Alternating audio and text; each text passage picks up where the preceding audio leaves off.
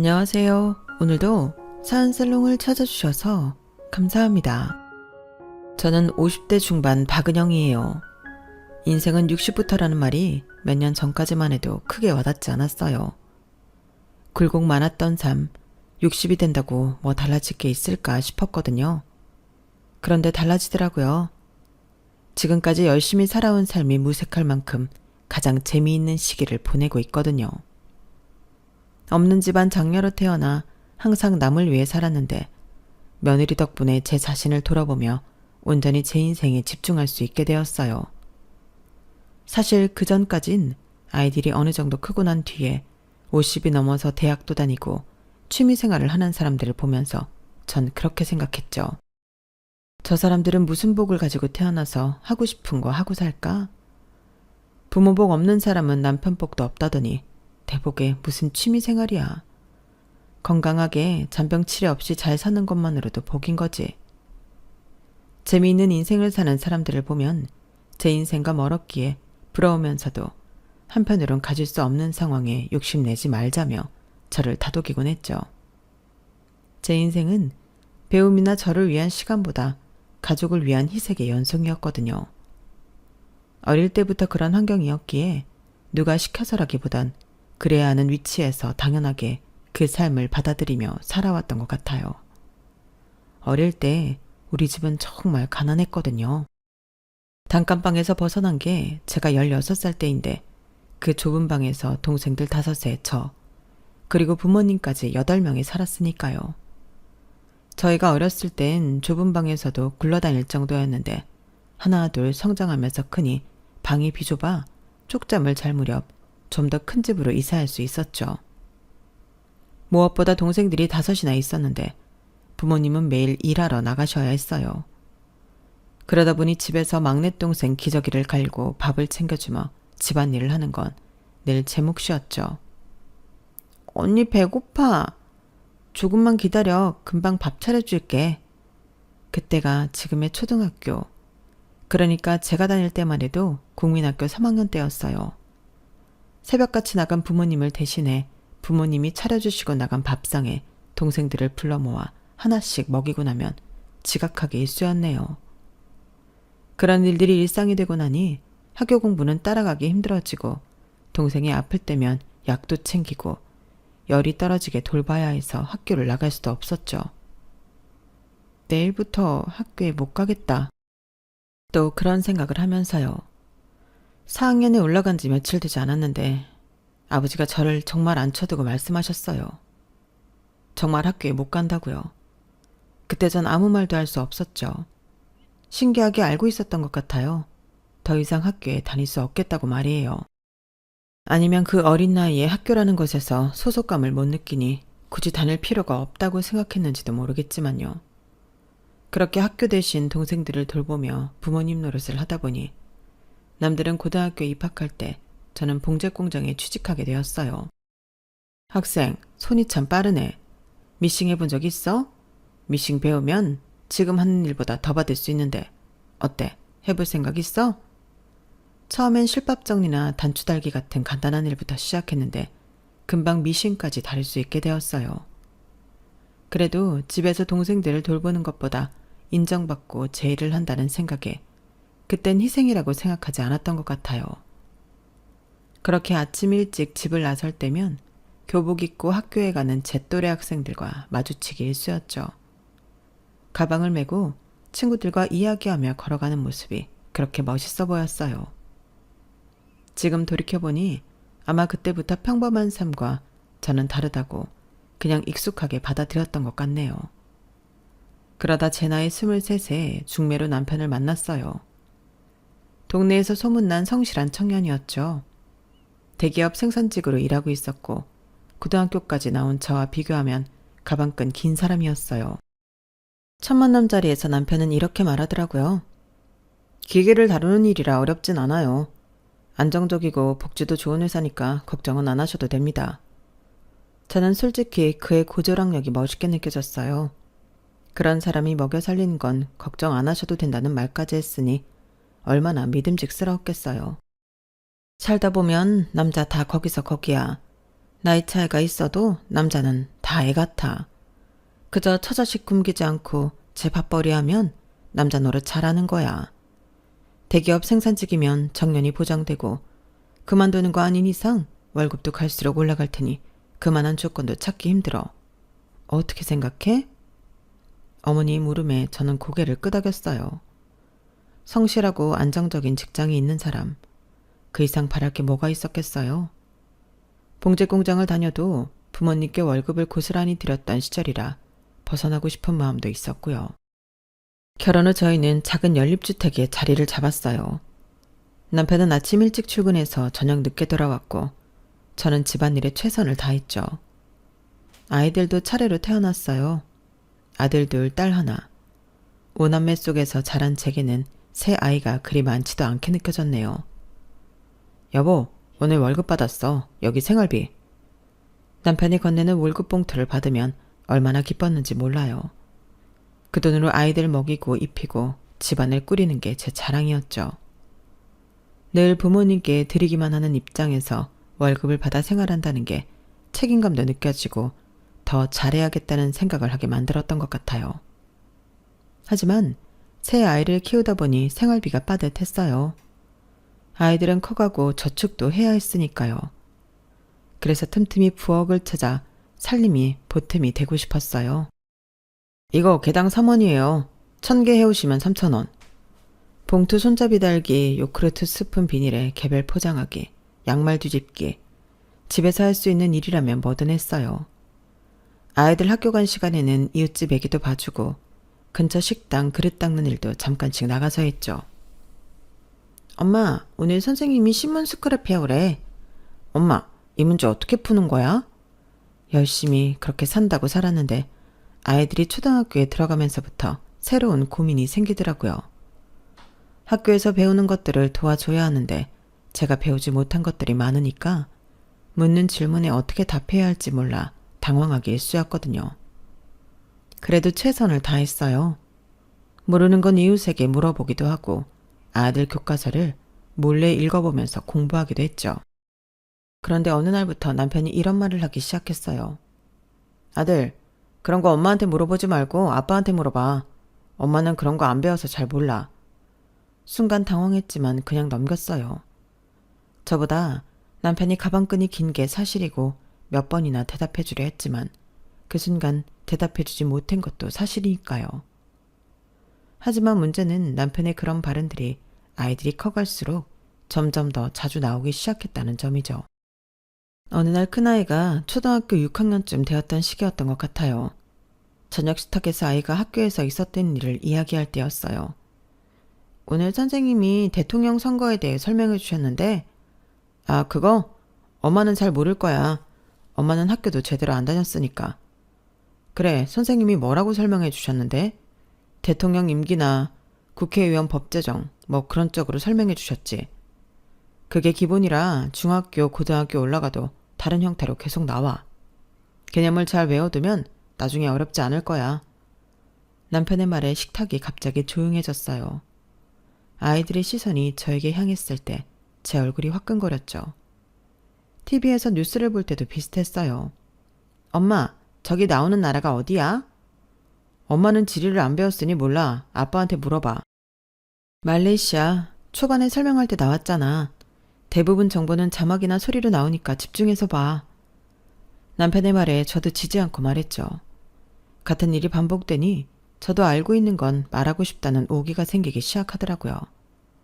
아마 점점 남편의 말투가 제가 무식하다는 걸 일부러 강조하면서 아이들 앞에서 저보다 남편이 우위라는 걸 쇠뇌하고 싶었던 걸 느꼈던 것 같아요. 아들, 이제 숙제는 아빠가 봐줄게. 아빠가 늦게 들어오는 날은 식탁에 모르는 거 올려놓고 자.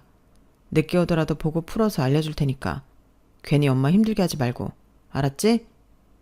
집에서 아무리 열심히 일해도 밥상을 얼마나 맛있게 차려도 집안일을 얼마나 깨끗하게 유지해도 아이들을 잘 키우고 가정의 보탬이 되기 위해 부업을 하며 열심히 살아도 남편의 눈에는 제가 배우지 못한 여자로만 보이는 것 같았어요. 여보, 당신이 자꾸 아이들 앞에서 배우지 못해서 엄마는 모른다는 말할 때마다 내가 얼마나 작아지는지 알아요? 내가 배우지 못했어도 틀린 말은 안 해요. 틀린 말을 하고 안 하고의 문제가 아니잖아. 알면 당신이 알려주던가. 내가 없는 말하는 것도 아니고 있는 사실을 말하는데 대체 뭐가 문제라는 거야. 그럼 아이들 앞에서 거짓말이라도 하라는 거야? 엄마 아는 거 많고 많이 배웠다고? 국민학교도 못 맞췄으니까 모를 수밖에 없고 그나마 고등학교까지 나온 내가 아이들 학업 좀 봐주겠다는데 그게 뭐 잘못된 거야? 당신 혹시 자격지심 같은 거 있어? 자격지심이 무슨 말인지는 알아? 그 말에 할 말을 잃었어요. 이 사람이 대체 날 어떻게 생각하는 걸까? 머리를 한 대 맞은 것 같았거든요. 평생을 함께 살아야 하는 사람, 아이들 아빠인 남편이 저를 인정하려 드는 게 아니라 저의 가장 약한 부분을 파고드는데 마음 한구석이 텅 비어가는 듯 했죠. 그렇게 전 집안에서 제 의지와 상관없이 무식한 아내, 배우지 못한 엄마로 자리 잡아가고 있었습니다. 그러던 어느 날 큰아이가 고등학교에 들어갔는데 학교를 마치고 집에 오자마자 저에게 그런 이야기를 하더라고요. 엄마, 우리 반 친구 할머니가 학교 다닌대. 80이 넘으셨는데 학교 졸업장 받는 게 소원이라며 공부 시작하셨대. 그 말을 듣는 순간 가슴이 콩닥콩닥 뛰기 시작했죠. 공부를? 내가? 왜 그 생각을 못했을까?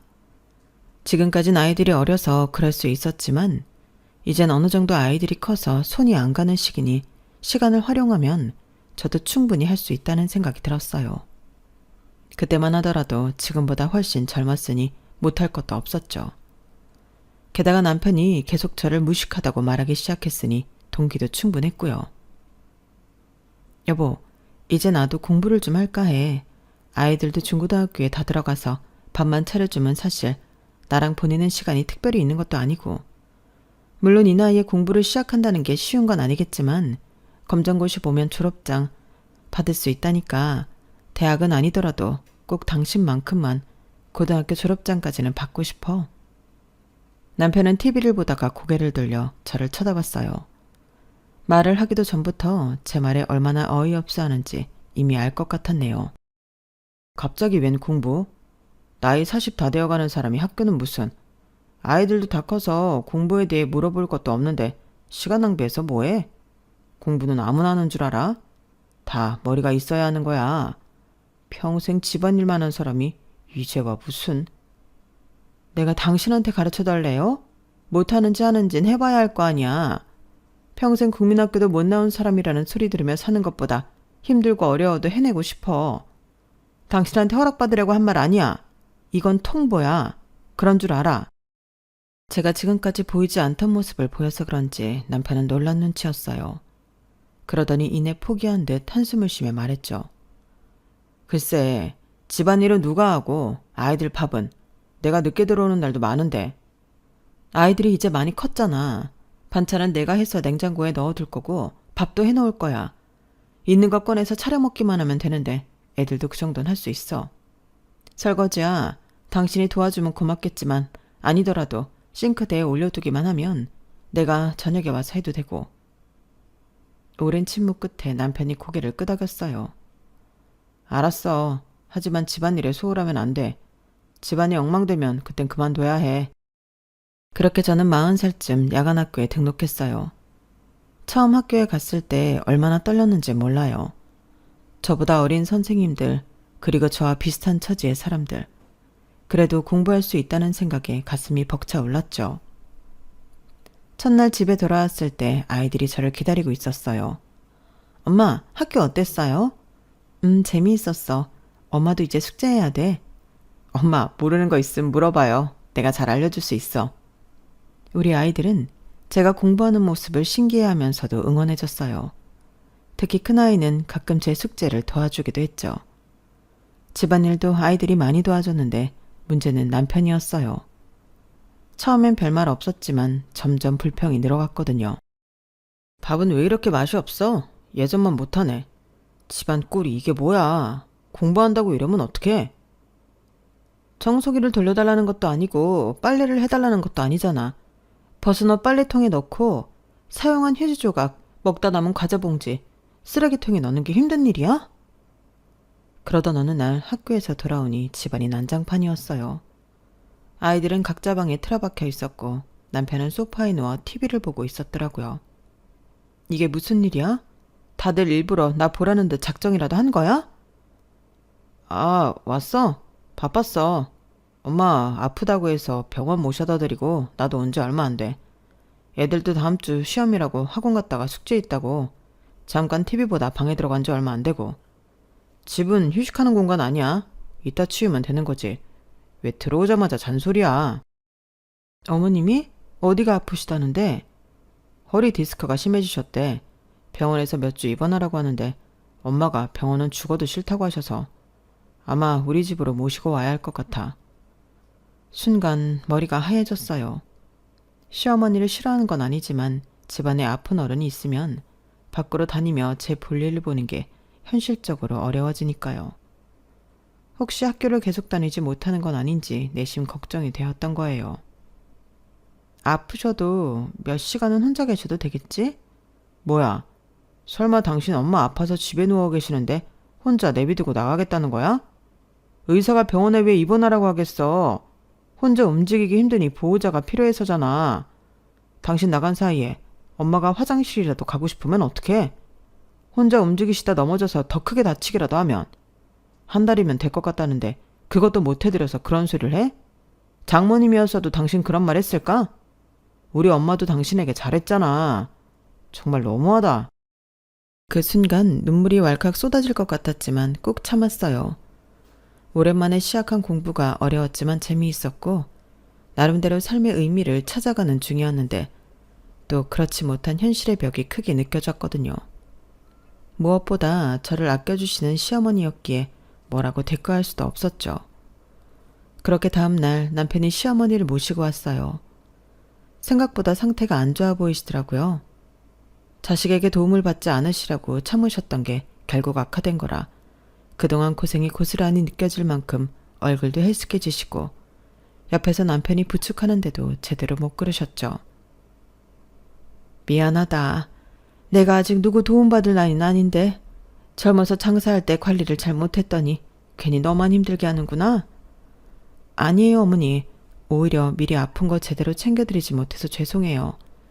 이 사람이나 저나 더 신경 썼더라면 어머님이 이렇게 아프지 않으셨을 텐데. 그날부터 저의 일과는 시어머니 간병에 맞춰졌어요. 아이들도 거의 손이 안 갔으니 마음대로 움직이기 어려운 시어머니를 돌보는 게 제 일과인 셈이었죠.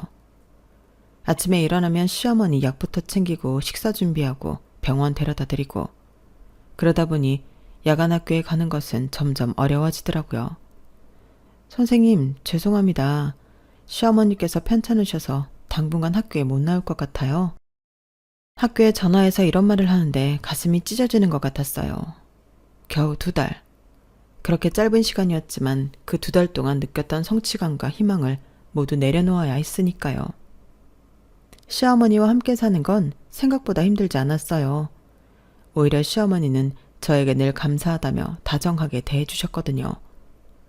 제가 어릴 때 친정어머니에게도 받지 못했던 따뜻함을 느낄 수 있었죠. 은영아, 너 참 착하다. 내 아들이 복이 많아. 너 같은 사람 만났어. 아니다. 내가 며느리 복이 있는 거지. 다들 시자 듣는 거 지긋지긋하다고 시금치도 안 먹는다는데 나는 무슨 복으로.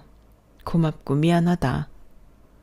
강인하신 분이라고 생각했는데 몸이 약해지면 마음까지 약해지는 건지 어머니의 그런 말을 들을 때마다 안타깝기도 하고 이왕 모시게 된 거 잘 해야겠다는 생각을 하게 되더라고요. 하지만 남편은 여전했죠. 시어머니가 계시는데도 저를 무시하는 말들을 하곤 했거든요. 그러다 결국 올 것이 오고 말았죠. 어느 날 저녁 식사를 준비하고 있는데 시어머니가 거실 소파에 누워 계셨고 남편과 아이들은 TV를 보고 있었어요. 뉴스에서 대통령 선거 관련 이야기가 나오고 있었고요.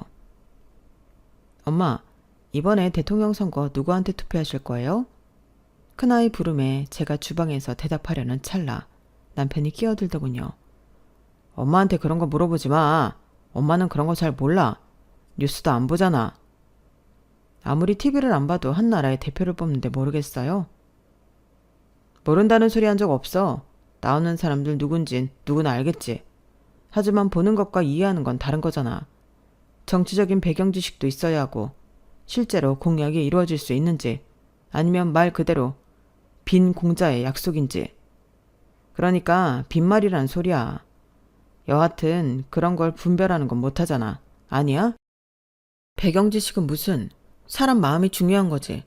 어떤 후보가 서민들 생각하고 약자를 위한 정책을 만드나, 있는 놈들 편을 드나 아닌가, 그런 거 보는 게 뭐가 어렵다고. 모든 대통령이 자신이 한 말을 다 지키는 것도 아니잖아. 안 그래? 허이구 이봐, 이렇다니까. 그럼 나라 돈 다 거덜나게 모든 사람한테 지원금 준다 하면 무조건 좋은 거야? 정책, 외교, 복잡한 것들이 엮인 문제라고. 게다가 우리 아이들이 크면 직장도 다니고 세금도 내는 사람이 될 텐데 무조건 퍼준다고 좋은 게 아닌 것 같아. 알아? 애들 밥 먹는데 밥 먹다 체하겠다. 그만해라. 남편 말투가 점점 더 저를 무시하는 투로 변한다는 걸 어머님도 느끼셨는지 그만하라고 말씀하셨어요. 남편은 못내 아쉬운 듯 더 이상 말을 잇지 못했지만 대통령 뽑는 게 그렇게 무시당할 일인가 싶더라고요. 그날 밤 아이들이 잠들고 전 어머니가 내일 일어나시면 드실 약을 챙기고 있었죠. 남편도 옆에서 TV를 보고 있었고요. 거봐. 내 그럴 줄 알았어. 절단선이 있어도 무식하게 힘으로 하면 그렇게 불균형하게 찢어져 약이 다 떨어진다니까. 그러지 말고 가위 써. 이런 것까지 알려줘야 해? 애비야, 내가 널 그렇게 가르쳤냐? 어떻게 애들 있는 데서 은영이한테 분별 못한다느니 알아듣느냐느니 하대하듯 말하더니 이제는 뭐? 이런 것까지 알려줘야 해? 말끝마다 국민학교 졸업도 못했다고 은영이를 그렇게 면박 줘야겠어? 뭘 그렇게 쳐다봐? 왜? 국민학교 문턱도 못 가본 애미가 말하니까 우스워? 이 애미한테도 조용히 TV나 보라고 말할 셈이냐? 못난 놈? 어머니의 갑작스러운 분노에 저희 둘 다 놀랐어요. 남편은 당황한 기색에 역력했죠. 엄마는 내가 언제 그랬다고? 내가 귀가 먹었냐? 다 들었어. 너 은영이한테 하는 말버릇 하루 이틀 아닌 것 같던데. 너 네 마누라를 그렇게 생각해? 남의 마누라 아니고 네 마누라야 이놈아. 누워서 침 뱉기라고. 네가 그렇게 네 마누라 못 배웠다고 무시하면 나중에 네 자식들 대학 나와서 너 무시하는 거야. 몰라서 그래? 그래서 애들 앞에서 그딴 식으로 애들 엄마를 대해? 남편은 고개를 숙였어요. 처음 보는 모습이었죠. 어머니는 계속 말씀하셨어요. 사랑 값어치가 학력으로 매겨지냐? 은영이가 얼마나 착하고 부지런한데. 내가 이렇게 아픈데도 날 돌봐주는 게 얼마나 고마운데. 넌 그저 못 배웠다는 말만 하고 있어? 못난 놈. 입만 살아서 지가 하는 일이 뭐 있다고. 남들 들으면 웃어. 해외 좋은 대학 나온 놈도 아니고 시골 고등학교 나온 주제에 못 배웠네 소리하면 그건 알고 하는 소리야? 그날 이후로 남편은 한동안 제 학력에 대해 언급하지 않았어요. 어머니 앞에서는 특히 조심했죠. 하지만 좋아할 새 없이 어머니의 병간호는 본격적으로 이어졌어요. 어머니의 병세는 한 달이 지났는데도 전혀 호전되지 않으셨거든요. 오히려 디스크에 이어 움직임이 적어지다 보니 당뇨까지 오셔서 전체적인 건강 상태가 더 나빠지셨어요.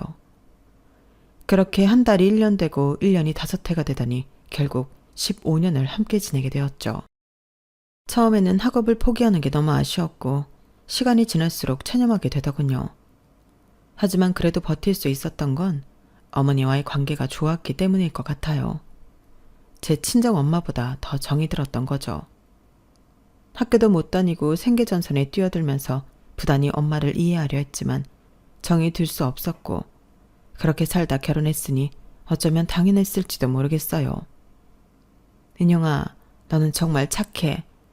내가 더 일찍 여기 왔으면 좋았을 텐데. 네가 고생하는 거 많이 도와줬을 텐데. 특히 그 못난 내 아들이 너한테 하는 말들 내가 더 일찍 막아줬으면 좋았을 텐데. 미안하다. 하나밖에 없는 아들이고 막내라 내가 너무 오냐오냐 했나 봐. 어머니 말씀대로 더 빨리 함께 살 걸 그랬어요. 이렇게 좋은데. 그렇게 평화로운 시간이 흐르다가 시어머니가 갑자기 쓰러지셨어요. 뇌출혈이었죠. 응급실로 모셔서 수술까지 했지만 결국 일주일을 버티시다 돌아가셨어요. 15년이라는 시간이 결코 짧지 않게 느껴지면서 시어머니의 빈자리가 너무 크게 다가와 심호상을 치르는 내내 힘들었던 기억이에요. 어느덧 제 삶의 일부가 되셨던 분인데 장례를 치르고 돌아온 집은 텅하니 아무것도 남은 게 없어 보일 정도였죠. 시어머니가 돌아가시고 집은 텅 비어 보였어요. 제 인생의 일부가 갑자기 사라진 느낌이었죠. 그래도 살아야 했기에 정신을 차리고 일상으로 돌아왔어요. 장례를 치르고 얼마 지나지 않아 큰아들이 결혼한다는 소식을 전해준 덕분이었네요. 엄마, 나 결혼할 거예요. 다음 주에 수진이 데려올게요. 세월이 참 빠르다는 생각이 들더라고요. 나는 늘 제자리인 것 같았는데 아이들이 크고 결혼하고. 그렇게 아들은 수진이라는 참한 아이와 결혼했어요. 간호사라 일하는 착한 아이였죠. 결혼식도 무사히 치르고 두 사람은 우리 집에서 멀지 않은 곳에 신혼집을 마련했어요. 결혼 후에도 며느리는 종종 집에 와서 음식도 만들어 먹고 살림 이야기도 나누고 살갑게 굴더라고요. 그런데 문제는 남편이었어요. 시어머니가 돌아가시자마자 남편은 다시 예전 모습으로 돌아갔거든요. 며느리 앞에서도 저를 무시하는 말들을 어느 순간부터 아무렇지 않게 내뱉기 시작했던 거예요. 어느 주말 아들 부부가 집에 와서 함께 식사를 하고 있었어요. 며느리가 열심히 요리를 도와줬는데 남편이 갑자기 이런 말을 하더라고요. 수진아, 네 시어머니는 요리는 잘하는데 어떻게 만들었냐고 물어보면 설명을 잘 못할 거야. 학교를 제대로 못 다녔거든. 네가 요리 배우려면 그냥 어깨너머로 배워. 요즘은 유튜브에 다 잘 나와 있지 않아? 차라리 그게 더 편할지도 모르겠다. 순간 식탁이 조용해졌어요. 며느리는 당황한 표정이었고 아들은 불편한 기색이 역력했죠. 아버님, 걱정 마세요. 어머니 잘 가르쳐 주세요. 유튜브보다 쉬워서 귀에 쏙쏙 들어오는걸요. 유튜브 보면 뭐예요? 이 사람이 어머니가 해준 반찬이 제일 맛있다는데. 며느리는 그게 무슨 상관이냐는 투로 오히려 제 편을 들더라고요. 그때 저도 모르게 주책맞지만 찔끔 눈물이 날 뻔했어요. 어머니가 떠나고 세상에 이렇게 든든한 내 편이 생기다니 마음이 따뜻해지더라고요. 하지만 남편은 웃으며 고개를 저었죠. 아니야, 잘 몰라서 그래. 요리책을 봐야 다양한 요리도 하고 그러는데 저 사람이 평생 책을 가까이 한 적이 없어서 새로운 요리를 할 줄 모르거든. 맨날 했던 반찬들 뿐이지. 어머니, 여기서 어떤 게 김치라고 하셨죠? 지난번에 말씀해 주셨는데 기억이 안 나네요. 며느리는 참 현명한 사람인 것 같았어요. 남편이 저를 대놓고 저격하자 더 이상 대꾸할 필요가 없다는 듯 자연스럽게 냉장고로 저를 부르더라고요. 그렇게 그날 이야기는 마무리되었어요. 그리고 아들과 며느리가 돌아간 후 저는 참을 수 없어서 남편에게 화를 냈죠. 내가 창피해서 얼굴을 들 수가 있어야지. 어떻게 며느리 앞에서 그런 말을 할 수가 있어? 며느리 앞에서 시어머니 체면, 위신은 하나도 생각 안 하는 거야? 뭐? 체면? 위신? 그 말 뜻은 알고 쓰는 거야? 내가 뭘 어쨌다고? 거짓말한 것도 아니고 며느리 앞에서 창피 당해봐야 정신 차리지. 어머니 돌아가시고 나니까 이제 쌓아뒀던 거 다시 시작하는 거야? 그래? 당신 머릿속에는 나는 당신 발톱에 때만큼도 못한 사람이지. 그저 내가 국민학교도 졸업 못했다는 이유로. 여기서 엄마 이야기가 왜 나와? 괜히 쓰잘데기 없는 소리로 사람 붙잡고 넘어지지 말고 할 일 끝났으면 잠이나 쳐 자. 제 말을 귓등으로도 안 듣던 남편. 어머니가 너무 그리워지더군요.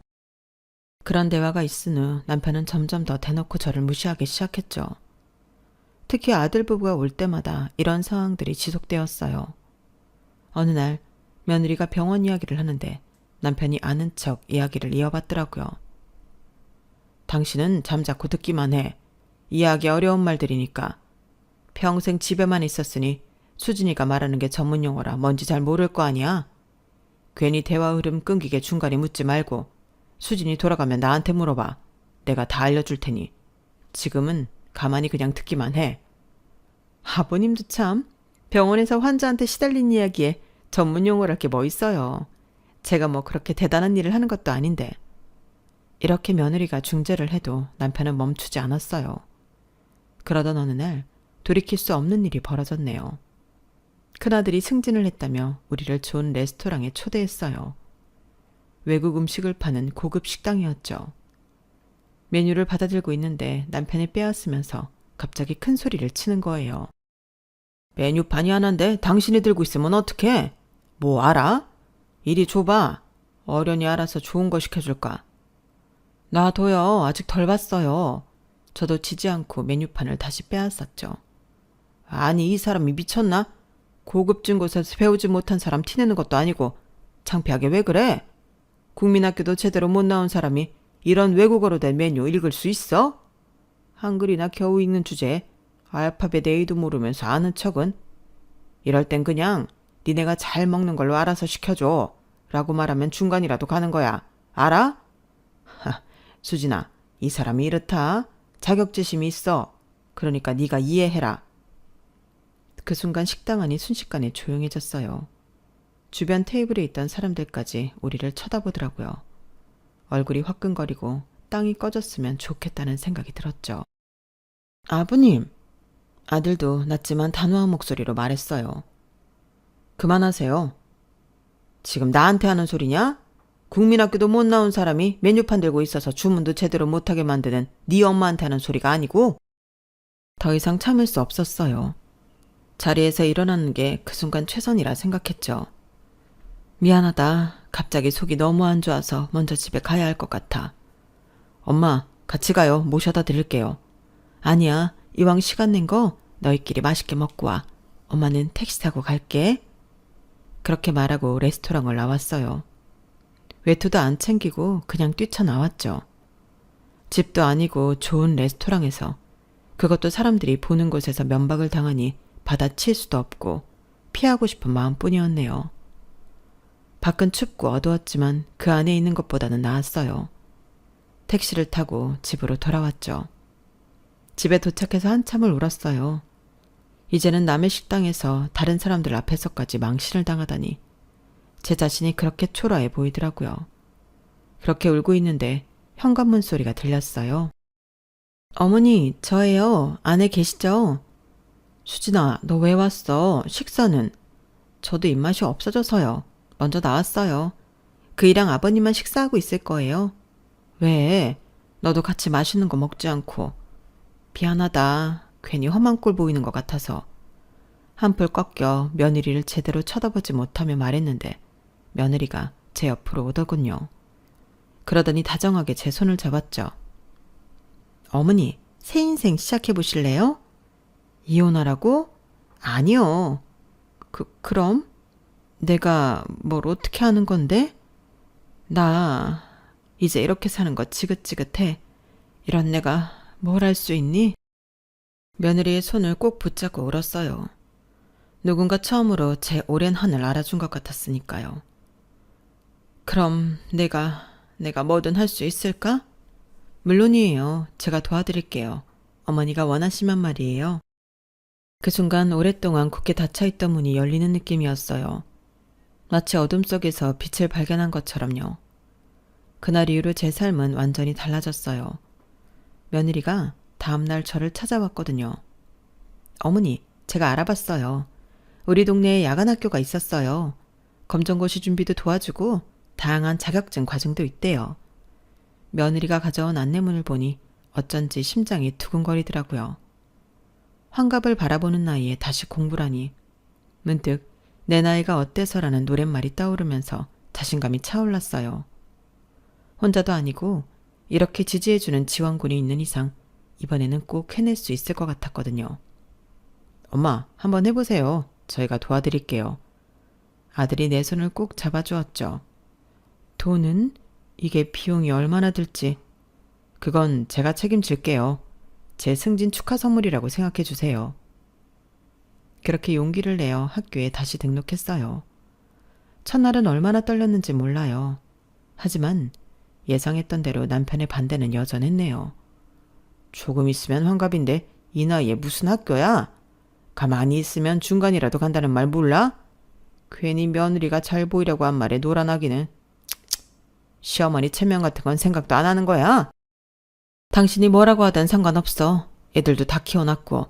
당신 밥은 당신이 알아서 챙겨 먹어. 하지만 저는 이번엔 안 물러섰어요. 예전에 저라면 상상도 못했을 대답이었지만 이제는 달랐어요. 천군만마가 부럽지 않게 며느리가 제 등을 떠밀어 주었고 아들도 지지해 주었으니까요. 학교에서는 다양한 사람들을 만났어요. 저처럼 배움이 늦은 사람들, 직장을 다니느라 학교를 중단했던 사람들, 모두가 자신만의 이유로 다시 시작하는 사람들이었죠. 처음에는 공부가 너무 어려웠어요. 기초가 부족하니 따라가기 힘들었죠. 하지만 포기하지 않았어요. 며느리는 퇴근 후 종종 집에 들러 공부를 도와주었고 아들도 자신의 전공 지식을 나눠주었어요. 남편은 계속 비아냥거렸지만 점점 그 말들이 제 귀에 들어오지 않게 되더라고요. 오히려 그의 태도가 제게는 더 큰 동기부여가 되었던 것 같아요. 그렇게 정신없이 학업에 열중하다 보니 어느덧 2년의 시간이 지났어요. 그 사이 제 인생에는 많은 변화가 생겼죠. 검정고시를 통과해 초등학교, 중학교 졸업장을 받았고 이어서 고등학교 과정도 시작했어요. 하지만 큰 변화는 며느리의 제안으로 시작한 요양보호사 과정이었어요. 어머니, 어르신들 돌보는 일 어떠세요? 어머니는 시할머니를 15년이나 모셨잖아요. 그 경험이 큰 자산이 될 거예요. 며느리 말대로였어요. 요양보호사 과정은 제게 딱 맞는 옷 같았어요. 그러던 어느 날 갑작스러운 일이 생겼죠. 남편이 회사에서 일하다 허리를 다쳐 병원에 입원하게 된 거예요. 디스크가 심하게 나왔다고 하더군요. 수술까지는 아니었지만 2주 정도는 입원해야 한다고 했어요. 남편은 당연히 제가 병간호를 해줄 거라 생각하는 것 같았어요. 병실에서 전화가 왔을 때 남편 목소리는 평소와 달리 약간 누그러져 있었거든요. 여보, 나 병원이야. 허리가 너무 아파서 움직이지 못하겠어. 지금 바로 와줘. 지금이요? 나 지금 못 가요. 일하는 중이에요. 태어날 때까지 병간호는 보험으로 해결해요. 간병인 부르면 될 거예요. 뭐? 지금 뭐라고 했어? 제정신이야? 남편이 아파서 누웠는데 무슨 일이야? 빨리 와. 아니요, 안 가요. 내가 꼭 필요한 상황도 아니고 간병인 부르면 되는데 당신 불편하다고 안 부르는 거잖아요. 혼자 고생하든지 간병인 부르든지 그건 당신 마음대로 하세요. 하! 웃기지 마. 중학교 졸업장 겨우 딴 사람이 무슨 할 일이 있다고. 기말할 거 없고 빨리 와. 화장실 가고 싶단 말이야. 난 분명히 말했어요. 간병인 부르라고. 이만 들어가봐야 하니까 보험사에 연락해봐요. 끊어요. 뭐라고? 결국 남편은 보험사에 연락해 간병인을 불렀다고 하더라고요. 그런데 며칠 후 또 전화가 왔어요. 이번에는 화가 잔뜩 난 목소리였죠. 진짜 안 올 거야? 간병인이고 나발이고 다 필요 없으니까 당장 튀어와. 3번째로 바꿨는데 아무 소용없어. 어젯밤에는 화장실 가는데 아무리 불러도 못 들은 척 안 일어나서 혼자 일어서려다 침대에서 굴 뻔했다니깐. 그래요? 그럼 더 좋은 분으로 바꿔달라고 해요. 내가 안 해봤겠어? 3번이나 바꿨는데 그대로라고. 더는 못하겠어. 그러니까 더 이상 간병인 타령 그만하고 지금 와줘. 처음으로 남편의 목소리에서 간절함이 느껴졌어요. 하지만 저는 단호했죠. 나 내일부터 다른 데서 또 일해야 해요. 그러니까 바꿔달라고 하든 혼자 알아서 하든 당신 마음대로 하세요. 다음 날 전 남편이 입원한 병실 문을 열고 들어갔어요. 남편은 저를 보자마자 반색했죠. 왔어? 그렇지 않아도 전화하려 했는데 어제 그 간병인 정말 최악이었어. 상전이 따로 없었다니깐? 저는 남편의 말에 대꾸도 안 한 채 병실 안쪽으로 걸어갔죠. 무슨 영문인지 모르는 남편은 당황한 듯 얼굴에서 웃음기를 싹 뺐고요. 여보, 나 여기 있잖아. 어디 가는 거야? 저는 남편 말을 귓등으로도 듣지 않고 남편 옆 침대에 누워 계신 어르신에게 정중하게 인사를 드렸어요. 어르신 안녕하세요. 오늘 아침에 수술 잘 받으셨어요? 오늘부터 어르신과 함께할 박은영입니다. 남편의 눈이 커지더니 입이 벌어졌고 어르신은 밝게 웃으며 말아주셨죠. 아, 드디어 오셨군요. 손녀가 좋은 선생님 보내주신다고 했는데 반가워요. 잘 부탁드려요. 남편은 혼란스러운 표정으로 저와 어르신을 번갈아 쳐다봤어요. 여보, 이게 무슨 상황이야? 왜 저분을 돌보는 거야? 나 돌보러 온 거 아니야? 남편은 할 말을 잃은 표정이었어요. 저는 무시한 채 어르신의 혈압과 체온을 재고 약을 정확한 시간에 드리는 등 전문적인 솜씨로 일을 해나갔죠. 그 모습을 남편은 어리둥절한 표정으로 지켜봤어요. 물 좀 드시겠어요, 어르신? 허리 수술 후에는 이렇게 받쳐드려야 편하게 마실 수 있어요. 어르신이 물을 마시는 동안 남편이 불쑥 말했어요. 나도 물 좀. 저는 남편을 향해 담담하게 대답했어요. 죄송하지만 전 이 어르신 돌보러 온 사람이에요. 간병인 안 계세요? 안 계시면 간호사 호출 버튼 누르시면 됩니다. 남편의 얼굴이 순간 붉어졌어요. 어르신이 물을 다 마시자 저는 컵을 치우고 다시 말했죠. 어르신, 이제 화장실 다녀오실까요? 허리 수술 환자는 이렇게 부축해야 안전합니다. 저는 능숙한 자세로 어르신을 침대에서 일으켜 화장실까지 모셔다 드렸어요. 돌아오는 길에 남편이 작은 목소리로 저를 부르더군요. 여보, 나도 화장실에 가고 싶은데. 죄송합니다만 지금 제 담당 환자를 돌보고 있어요. 간병인에게 말씀하시거나 간호사 호출 버튼을 누르세요. 오전에 3시간 동안 저는 어르신을 지극정성으로 돌봤어요. 식사도 도와드리고 약도 정확하게 챙겨드렸죠. 어르신은 제 돌봄에 매우 만족하시며 지인이 무슨 일이 생긴다면 저를 추천하겠다고 말씀하셨죠. 박 선생님 손이 얼마나 부드러운지 몰라. 다른 간병인들은 어깨도 안 주물러주고 불러도 대답 없는데 박 선생은 전문가처럼 마사지도 해주고 말하지 않아도 척하면 척 알아서 해주고.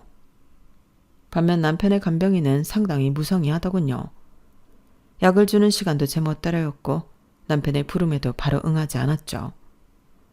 남편은 그 상황을 지켜보며 점점 더 초조해하는 것 같았어요. 점심시간이 지나자 갑자기 옆에서 소란이 일어났죠. 남편이 간병인과 함께 화장실에 가다가 비틀거리는 모습이 보였거든요. 아우, 조심하세요. 그렇게 부축하시면 안 됩니다. 간호사가 급하게 외쳤어요. 박 선생님 좀 도와주시겠어요? 이분이 넘어질 것 같아요.